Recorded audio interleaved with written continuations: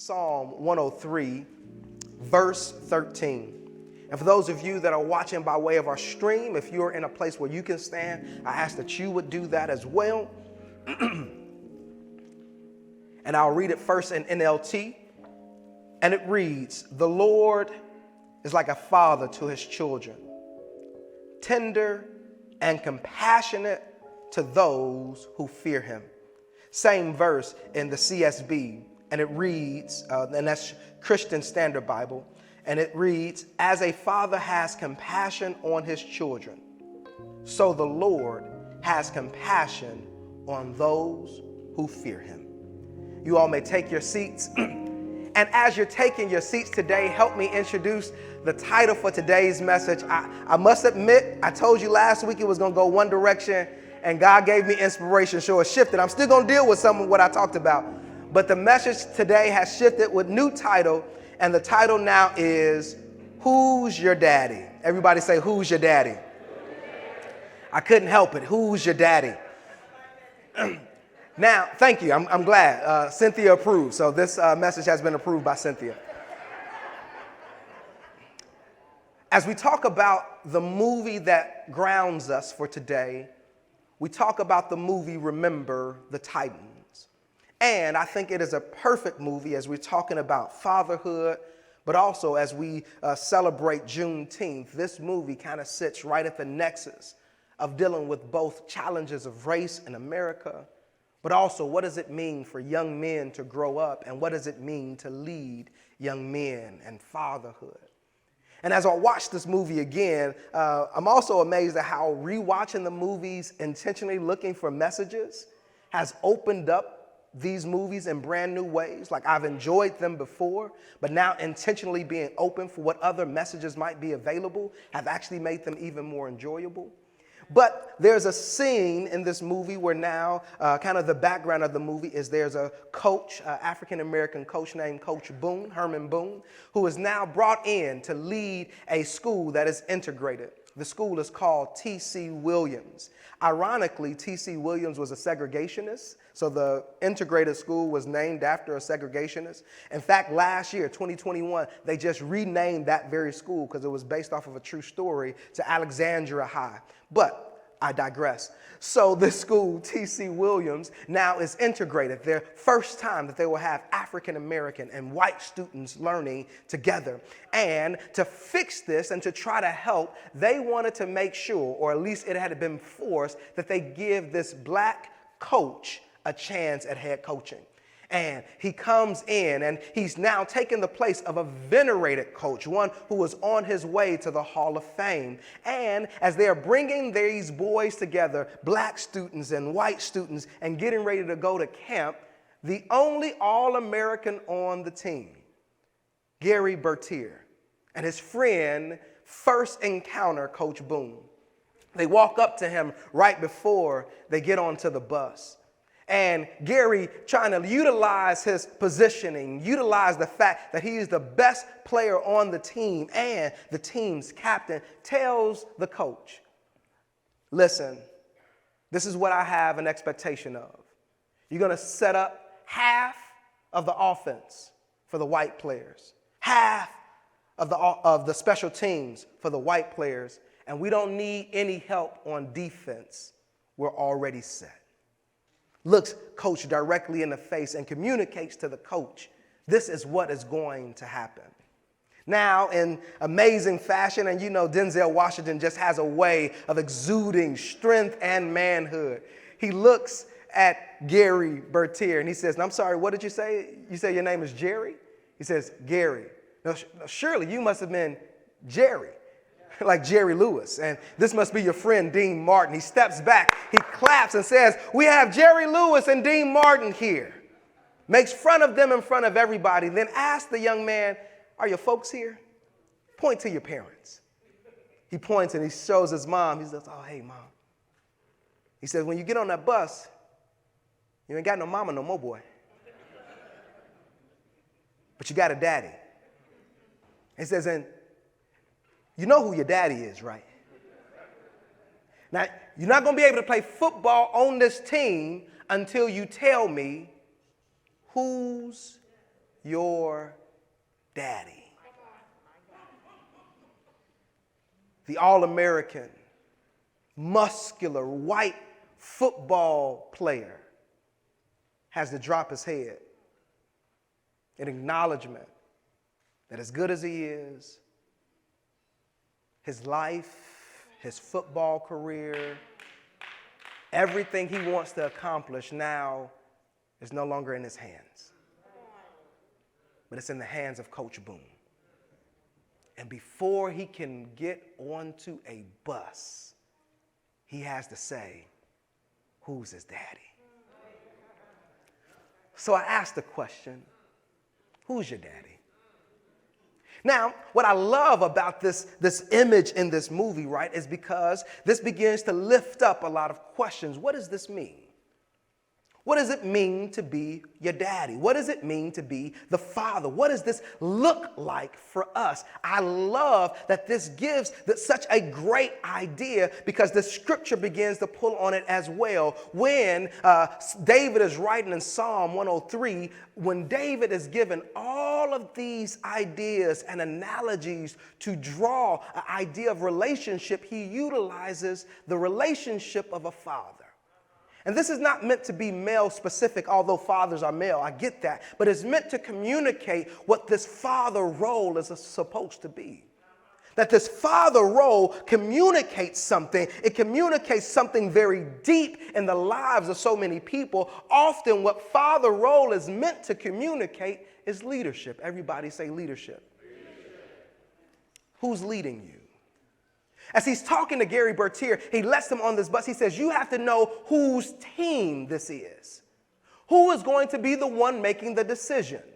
Who is going to be the one that is responsible for the outcomes? Who is going to be the one that is going to be held to accountability? Who is going to be the one that is in authority? We cannot be confused. There does not need to be any kind of secondary thoughts. There needs to be a very clear understanding that when you step onto this bus, there's not a democracy. As he says, it's a dictatorship. There's only one say, one person who will make the decisions, one person who will make sure everything is well, and only one person that is responsible for the outcomes. It is me. And when we think about what it means to be a father, I think this is such a great analogy because what a father is meant to be is meant to communicate leadership. Everybody say leadership.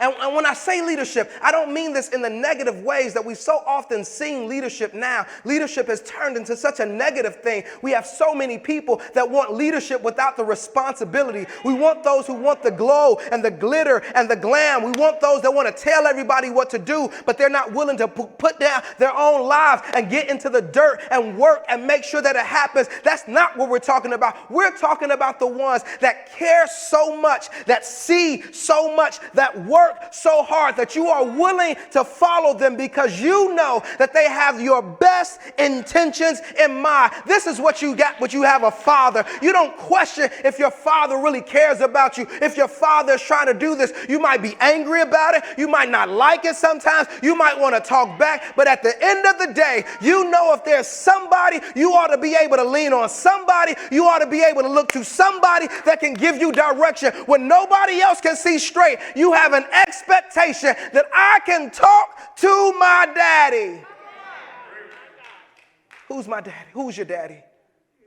He says, you need to know this because I'm trying to make sure you understand where the authority lies and where you can go.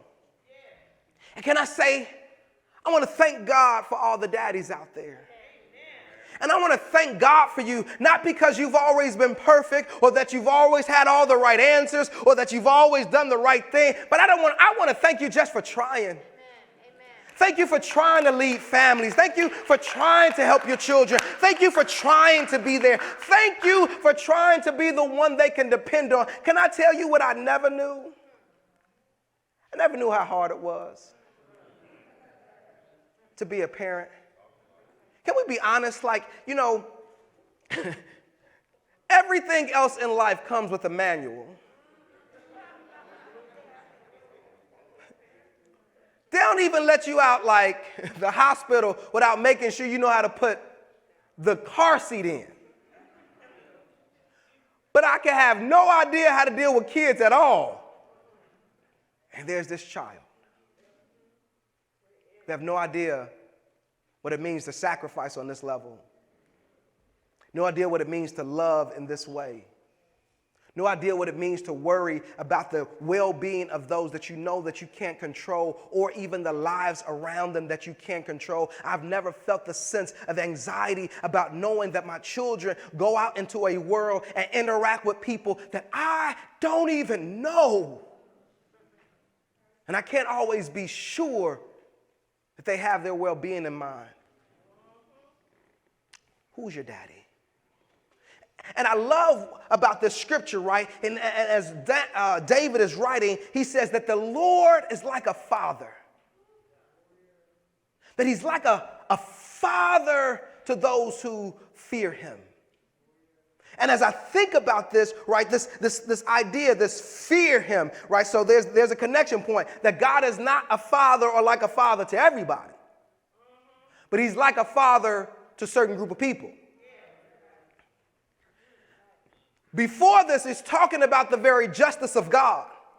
How God holds people to their wrongs, how God does this, but he mixes this in because he says in similar fashion, in the same way that we can see the wrath, we can see the anger, we have a God that doesn't stay in that long. But it's the immeasurability to his grace and his love. But it happens to a certain group of people, and it happens to those to whom fear him. So then I ask, who do you fear? As we think about who's your daddy, and I know that sounds weird, right? Because there are a number of different ways we can think about fear. Fear as in reverence, right? Who do we look up to? Who do we regard? And I think that's a great way to understand this. But I don't think that completely wipes away the fact that sometimes we just scared. Scared of our daddies. I was scared of my daddy. I don't know about you. My daddy, because I never did grow very tall, was the tallest person I knew for a large portion of my life, right? I mean, he was the biggest thing in the house. And when he walked in, everything changed. I mean, the mood changed when he walked in, right? So like if we were having fun and we was being loud and then he walked in the house and mama recognized he wasn't feeling like hearing a whole bunch of noise, everybody had to be quiet. We was just, everything went on silent. Mute. Go to your room. Be quiet. It's a good, give daddy some space, right? I was the one that when my father came home, he had been working long nights and everything. I didn't go meet him at the door all the time. I had to kind of check. I had to make sure he was in the meet and greet mood. Come on, y'all just acting like it's me. You know you had some of them, and they loved you to death, but you know if you called daddy in the wrong moment, you might get some of that had nothing to do with you, but he was carrying it from the job, and so you wanted to give him a little space, right? I was scared of daddy. My mother easily chastised me far more than my father ever chastised me. I can remember once that my father ever had to chastise me. One time. But let me tell you this. Let me tell you who I didn't want to chastise me. Let me tell you who I didn't want her to have to call. My mama never said, oh, I'm going to call your mama. The school was like, I'm going to call your mama. I was like, I could probably get away with this one, right? They said, let me call your daddy. And I was like, I knew it because I was scared of my dad. No, number one, I was scared of my father. And this is a gift to my father. I want to give my father credit. Because my father knew when I was lying before I did. And this is what I mean by that. Like, I hadn't even said anything yet. I was just thinking about the lie I was about to say. And he said, don't lie to me, boy. He's like, this, how you know? I didn't say it yet. How you know it wasn't the truth, right? But there was this level of fear towards my father. Not because he did not love me. Not because I ever thought he intended me harm. But because his presence communicated something altogether different. And I think when we think about who God is to us, we should have the gift of the intimacy of fatherhood, closeness, love, but we should also hold in reverence a certain level of fear. We should recognize that we're talking to the creator of the cosmos. We should recognize that we're talking to the one with all power in his hand. We should recognize that every time we go before him, that the entire weight of the world is upon his shoulders, and every single moment that he gives us ear, we ought to be appreciative. We should go to him knowing that if the sun is only in its place because God said for it to be. That the winds are still blowing because God said for it to. The earth still spinning because God said for it to. And when we approach God, we should approach him with the right amount of reverence and fear, because there's something that helps us in this moment of fear. This moment of reverence, it allows us to recognize our end and his beginning. It allows us to recognize that we are not he, but that God is God all by himself. And every now and then, I think we need a healthy dose of fear, because we go to God like we know better. We go to God like he should get on our agenda. We go to God like he should follow our plans. And I wish I had a church that could say, "Who's your daddy?" Because you know that there's somebody else that you fear and reverence that has it all worked out. That when we approach God, we approach God knowing who God is. That at his very words, things could change. That at a very snap of his fingers, the whole mountains could be crumbled. That when God says here and no further, they ought to stop. But you know what I love? I love the way that no matter how powerful God is, God allows his children to respond in ways that nothing else can. Now think about it. I remember, I play around with my kids, right? We wrestle and everything. And, sometimes they on top, they punching me and everything. They get away with stuff. They get away with stuff that other people outside ain't going to get away with. They might feel like they're on top at moments. They might punch and they get away with something, but other people ain't. And that only comes because of this relationship we have together. And I think we ought to recognize that we have this relationship together, because there's some fathers out there to know that every now and then you have to remind even your kids that you're not winning because you're winning. You're winning because I was being nice. You're winning because I was holding back power. You're winning because I was allowing you to understand what it's like to be in this position. But every now and then, when you step outside of the boundaries of our relationship, when you forget who and whose you are, I have to strengthen up and show you that you thought you were something that you were not. And now there's a pain that you may feel that is not intended to harm you, but it's intended to put you back where you need to be. Don't forget who's your daddy. Now, I'll say this before my last point. I'm amazed at how some great things are easily used in such negative ways. So, of course, the Warriors recently just won the championship. I want to throw that out there. All the Warrior fans, I want to see this. And as I'm perusing social media, one of the first things I see is an image of Stephen Curry with two babies in his lap. And one got the face of Jason Tatum, and the other one got the face of Jaylen Brown. What it's communicating is that Stephen is their daddy. Because we've taken something that's meant to be something good, and then we've turned it to be something bad. And all of a sudden now we wonder why there's so many issues when we have trying to understand what fatherhood should look like. It's because we've turned it into something bad. We've made authority something bad. We've made it something to make fun of, because we don't recognize that who's your daddy is not a downward look, but it's an amazing upward gift that only someone in that position ought to be able to have. Who's your daddy? He says, who has leadership? Who has the responsibility and authority in your life? Who do you fear? But watch this. He says that the Lord is like a father. All of this there for all of those who fear him. But he says this is how he's like a father. That he's tender and compassionate.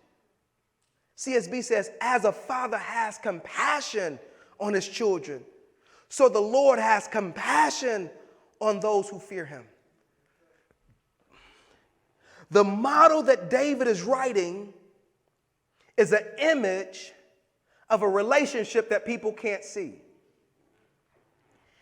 David is using an analogy to help people understand something that they may not better understand.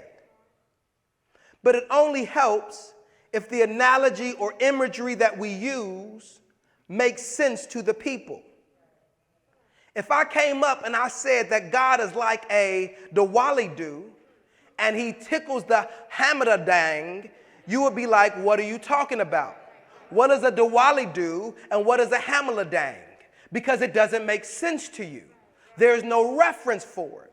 For David to write that a father is compassionate meant that in the culture and to the community, there's an understanding of compassionate fathers. And I have to lift that up because way too often culture has tried to make it seem as if compassion is a motherly thing and not a fatherly thing. And sometimes we've lived into this idea that the only thing that a father can do is be tough and stern, as opposed to being what David is lifting up as an image of what it looks like to be a father, which is compassionate. Now, I'm watching this movie. Remember the Titans, right? This is our lead in. And there's a player on the team named Pete. Pete is the running back, amazingly fast, gifted athlete. But he has hands like butter. Like he just can't hold on to nothing. And as they're in camp, coach is coming up to Pete trying to figure out why he fumbled the ball. And he says, do you know how many feet are in a mile? And Pete is like, 5,280. Go pick this ball up and run every last one of them because you're killing me, Petey. And the thing about you're killing me, Petey, what coach is pushing is that he has an expectation of perfection. That he's looking to push this team to be perfect. And every time you make a mistake, you're not just letting yourself down, you're letting your whole team down. And Coach Boone knows even more that sports are really a microcosm for life. That I'm not just trying to train you up so you can become the next great athlete or you can go to the NFL. That may happen, it may not. But the truth is, you learn life lessons right here. And so he's amazingly hard on these young men because he believes that life is amazingly hard. And if I go soft on them now, then I'm not going to help them later on. So then there's a later point in the movie, and this same player, Pete, he comes to him and he makes a mistake. He doesn't tackle well. Coach pulls him to the side. He tries to get into his head. He doesn't do well. He says, get on the bench. And now the other coach comes over to him. He comes and he tries to help him out and puts him in a different position to let him play. He flourishes in this position, but now the two coaches bump heads. They bump heads because Coach Boone says, this is what you're doing to me. You're cutting my legs out. You're trying to help and coddle this kid, but you're not going to help him in life because life ain't going to coddle him. Life ain't going to care about him. You're setting him up for failure. He says, well, some kids don't respond to that type of communication. He says, well, what kids are you talking about? Because if you can say I'm mean, but I'm mean to everybody. I don't see you go grabbing all the other kids I'm mean to and coddling them, but you want to coddle this one. And this one has a particular issue. He's an African-American kid, and the world is going to be even harder on him than it is going to be on them. And so I don't need you trying to cut my legs out. I need to build him up. And I didn't recognize how so much of my fatherhood, so many of the things I've tried to do have also been in response to the things I'm worried that will happen to my children. And I say this in a moment of transparency that I'm still working through. What Coach Boone is doing, and so many other cultures have tried to figure out as well, is that parenthood tries to position your kids for the best life. But when you've lived in systems that consistently violate, how do you prep children for violation? Oftentimes, you pre-violate to try to make sure that they're inoculated to later violation. Hear me.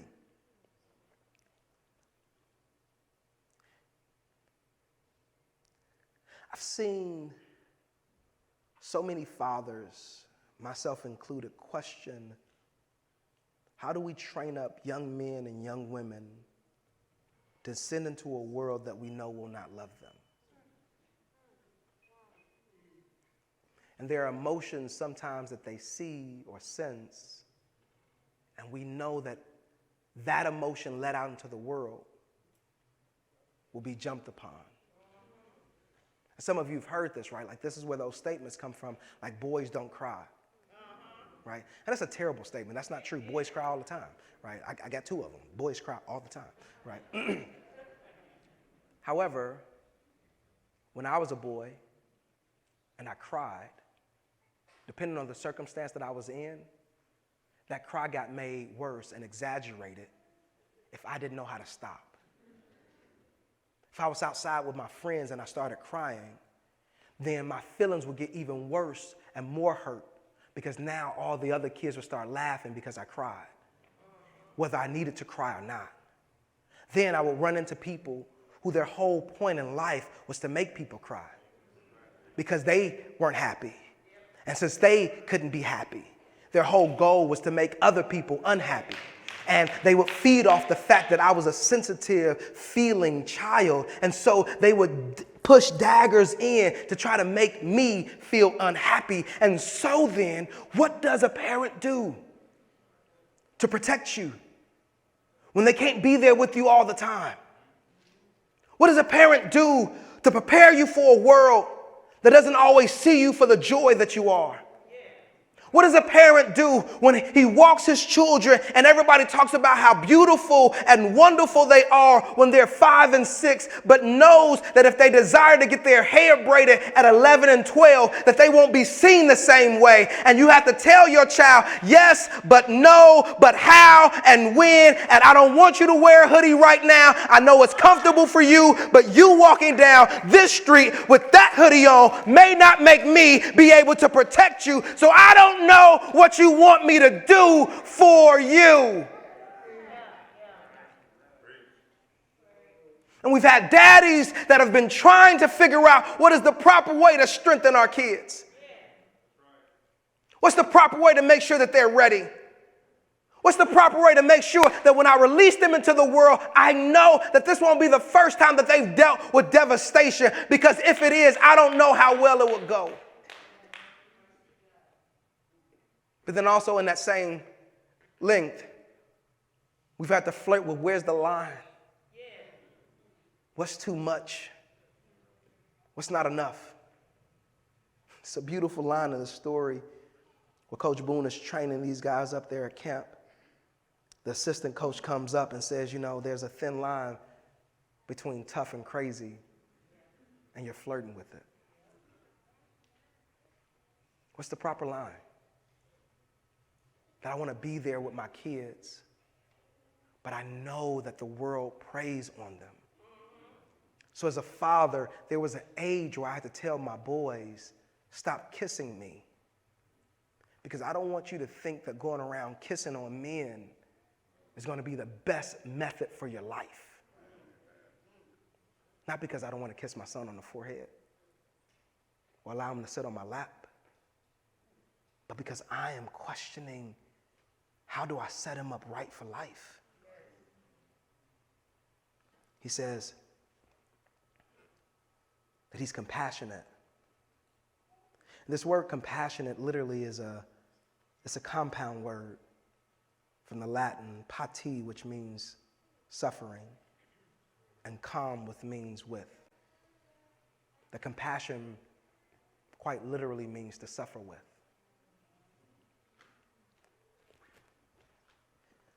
That the people that we ought to call daddy, give leadership and fear, are also the ones that suffer with us. That get into our worst situations. We know we can call on them in a pinch. Something happens, I don't know where else to go, I know who to call.